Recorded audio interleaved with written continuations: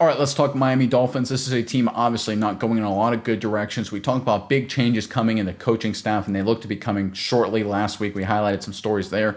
Now there's some more news out of Miami, big moves right around the horizon. We'll get to all that reporting and some interesting data as always. But first, I'm Nick, and this is Saturday Morning Inspection.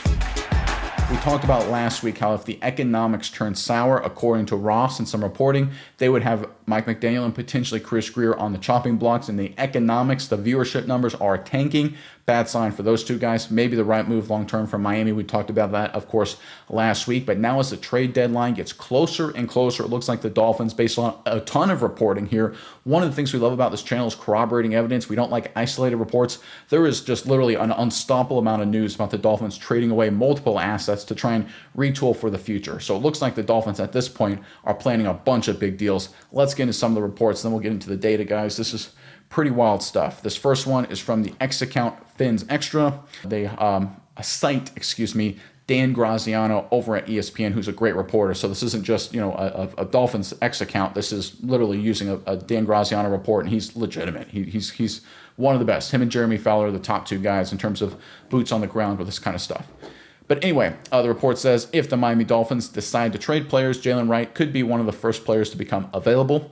Wright is obviously a dynamic back, but when you look at, of course, A-Chain being the future of this team offensively in terms of the running back position, we can all agree that makes sense. Jalen Wright would be a guy available for some teams to acquire. We got more news also from the Fins Extra account. The Miami Dolphins are taking trade calls for linebacker Jalen Phillips. That's per the @RickyScoops account, which is sort of the Ricky Scoops account, for those of you who are unaware, is sort of weird, right? It's an anonymous account that doesn't really have any sort of connection to anything, at least, publicly, but they seem to just know things, right? They called the Micah Parsons trade and other trades well before they happened.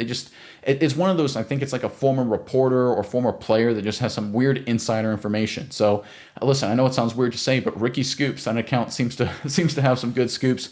I think there's a lot of validity behind that report. And then finally here, we've got per Adam Schefter. Again, we're talking top-notch reporting here, guys that have had a track record saying these kind of things. The Miami Dolphins could look to trade one of their defensive linemen / edge rushers as the trade deadline approaches. Again, per Adam Schefter. All of this, once again, per the Fins Extra X account. So the Miami Dolphins obviously are in a bit of a crossroads here. A few years ago, when they acquired Tua Tagovailoa, of course, through the draft, and they brought in Mike McDaniel to be the head coach, they went all in, right? Young quarterback, talented quarterback, coach to work with the quarterback. They said, we're going to acquire veterans. We're going to make big deals and big moves. And it was not a dumb strategy. It was the right move to make. The problem is Mike McDaniel, as a good offensive coach, doesn't appear to be the right leader to lead the Miami Dolphins. That's just, honest to goodness, that's just what it looks like. I rooted for McDaniel. I was a big fan of McDaniel. Still am from an offensive perspective. I just think as a head coach, I don't know if he has what it takes with this Miami squad, right? Listen, sometimes it doesn't work out. Bill Belichick won a bunch of Super Bowls, not so good with the Cleveland Browns, not so good in college right now. Sometimes it doesn't work out. That's just the reality. You look at Tua Tagovailoa. He's had his moments, but the injury concerns and some leadership concerns as well that have come to the forefront over the past couple days. For anyone who's unfamiliar, he came out and said, listen, we got guys showing up late to meetings, players-only meetings, and not being respectful. And now there's a lot of information coming out saying, why is Tua saying that? What's going on here? And then Tua came out and apologized for saying that. So it's a weird dynamic, but it just points to a ship without a captain right now. Both McDaniel and Tua they aren't leading this team the way it needs to be led. And so the two guys that bet big on, Mike McDaniel and Tua, it didn't work out. Look, it happens. The unfortunate reality, it does happen. Sometimes you bet big and it doesn't work out. You got to be willing to cut and run. The San Francisco 49ers bet big on Trey Lance. It didn't work out. They cut and run to Brock Purdy. They've survived, right? You got to be willing to do that. There's some pain, right? It's going to take some pain, especially with the Miami Dolphins situation. But if they can take advantage of this opportunity, a lot of teams know there's going to be a lot of volatility in Miami. They're going to be looking to make some deals. If the Dolphins can get value out of trading these players plus some potential salary cap release, I think it'll be huge for them going forward. This is a team that needs cap space. They need that relief, and I think they got a great opportunity in front of them. And look, when there's this much smoke, whether it's from anonymous accounts like Ricky Scoops or Adam Schefter Taylor or Dan Graziano, right? We're talking about a lot of reporting, and it's not just those guys. There's a bunch of other people around the entire NFL insider sphere that are like, yeah, the Dolphins are looking to trade people, or people are calling the Dolphins. There's an incredible amount of smoke. You know the saying, right? When there's smoke, there's fire. Like, the whole room was filled up with nothing but smoke. At this point, there's definitely a fire. A trade's going to happen for Miami. I put it at like 98% at this point, maybe even multiple trades. I would actually say there's a higher likelihood of the Dolphins pulling off multiple trades than there is the Dolphins not doing any trades. That's just where Miami sits right now, and I think it's the right move to make for this organization. Got a few more things to break down, but first, Dolphins fans, in the comment section below, want to hear from you guys.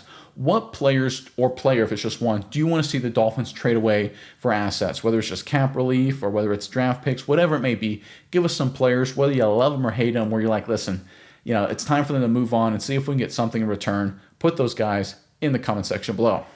But when it comes to the Miami Dolphins and it comes to their situation, I think a lot of blame has to fall on Chris Grier. Now, look, they went all in. They went hyper-aggressive. Not the bad move to make, but they've done a poor job recovering, and their just roster construction is in a bad spot. Let me highlight exactly what I'm talking about here.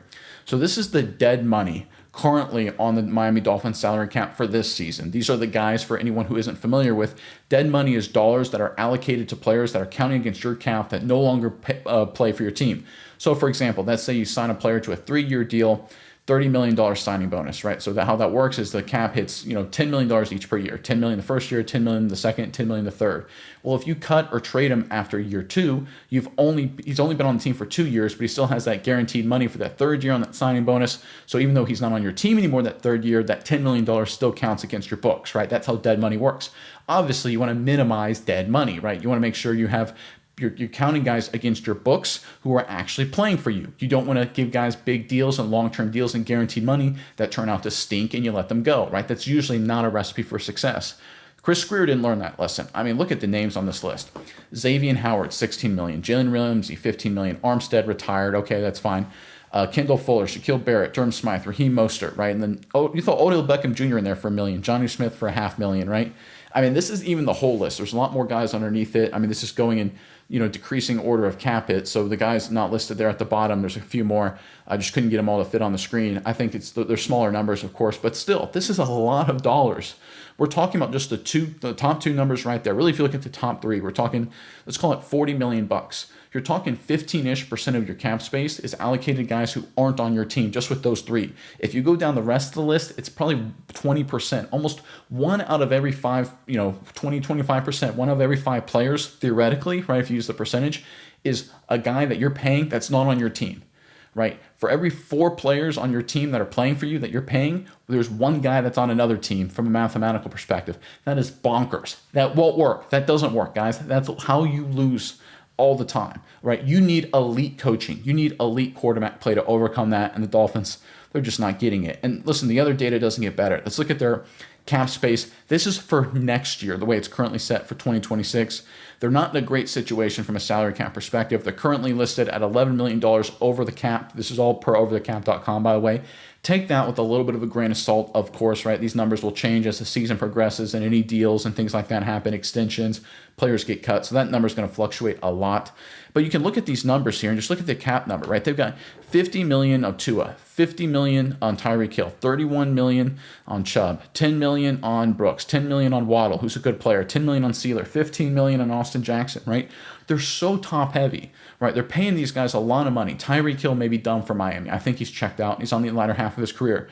Tua, listen, at his peak, he's worth this money. But the way he's playing and his leadership skills, not even remotely close.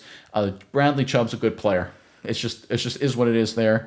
Brooks, I think, is solid. Waddle's a good player. Sealer's a good player. They got some good players there. It's not all just a dumpster fire, but they bet big. They went all in and just surrendered their quarterback, Tua Tagovailoa, with a lot of high-dollar guys, and then they gave Tua a lot of money, and it just didn't work out. Sometimes that happens, right? It's just the way it works. They had maybe a championship window opportunity in 2023, but then they lost to Buffalo at home, and then they got demolished.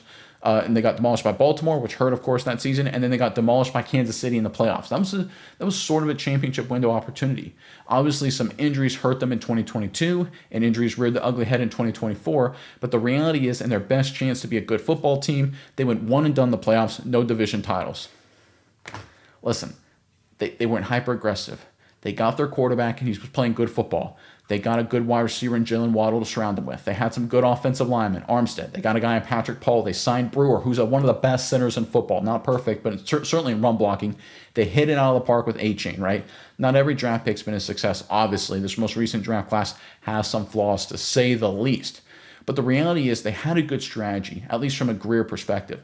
But 2 or 3 years in, they made a decision to double and triple down.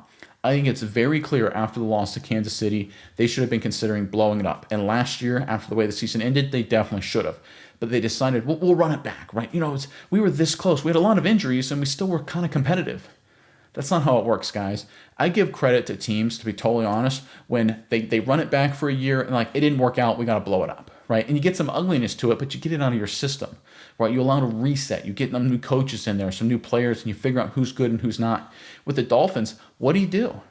I mean, what do you do with this cap number here? You got to trade players, right? You can't make deals. You can't survive in this world when you have this much salary cap dollars allocated to so few players, and you don't have a good core of rookies, and you don't know who your coach is going to be. There's so much volatility. I don't know what the Dolphins do.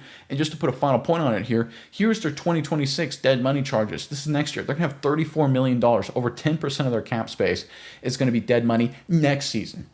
So what does all this mean? It means the only way the Dolphins survive, and I truly believe this for the long term, is if they start trading players and getting draft picks.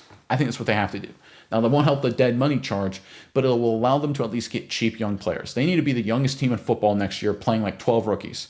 And I know they didn't draft well this year, and I get it, right? They're well, can we trust our draft process? Listen, then you fire Greer and replace him, right? That's what Ross has to decide. One, does he trust the draft process? I think Mike McDaniel seems to be gone. I think that's what we evaluated last week. I think that's probably still fact. So assuming Mike McDaniel's gone, you got to get coach right? If you don't trust Greer's process for coach and draft, he's got to crush both, then you fire him. You have to. If you trust Greer, I don't know why you wouldn't, but let's say you do, then you roll with him to pick your next head coach and you go through the draft process and you be the youngest team in football next year and you retool. And look, the Dolphins, I've been so critical of them, they have pieces. A-Chain's a phenomenal back. Waddle by himself is a star wide receiver. Patrick Paul is a cornerstone for this franchise. If you look at the key positions on offense, right, let's put quarterback aside. I know Tua has some questions. You say number one wide receiver, all-pro tackle, all-pro center, right, and dynamic running back, right? That's sort of the key positions if you look at a team. The Dolphins got it with Waddle, A-Chain, cornerstone tackle, cornerstone center, right? They've got the pieces in terms of the foundations to be a really good offensive team. The coaching just needs to change, and they just need to fill out the roster, and they need something on defense. I think you got to throw bodies at the problem. I really think you do. It's one of those things, you need to go into next season playing a lot of young guys. You're not going to have the cap space to sign a bunch of veterans, and neither should you. Right, bring in a bunch of young guys. Have 2 third-rounders and a 5th rounder. Have 2 4th-rounders and a 1st-rounder. Have a bunch of young guys out there flying by their seat of the pants, playing for their lives, and just roll with the punches. I think that's going to be the Dolphins' strategy. I think it starts sooner rather than later when they start making the trades, like all the reports indicate, trading off a lot of their veterans to get some of those draft picks. And if they do that, it's a multi-step process. They can figure this out because the stars I just mentioned on offense, certainly Paul, A-Chain, Waddle, they're not 35. They've got plenty of years left. Those cornerstone pieces are going to be there, assuming, for a very long time. Very long time. If you get the other elements right, if you trade some of these assets and get some cap relief, right, and get some young guys in the fold, you can slowly start building a contender again. All in didn't work. Now take the slow process. If the Dolphins do that, and I think there's a good chance they will, they can turn this thing around. But it starts by making these trades that all these insiders are predicting.